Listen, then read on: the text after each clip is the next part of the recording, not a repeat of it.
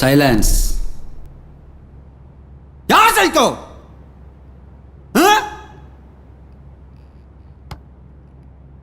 சின்ன குழந்தை கூட பார்க்காம ரேப் பண்ணி எரிச்சு கொண்டிருக்கான்.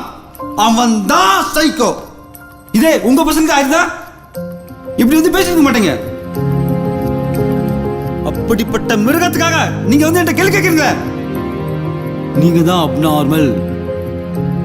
நீங்க போய் டெஸ்ட் பண்ணுங்க psychiatrist. This is my case. நான் தான் அவனை பிடிச்சேன், கேஸையும் முடிச்சேன், அவனையும் முடிச்சேன்.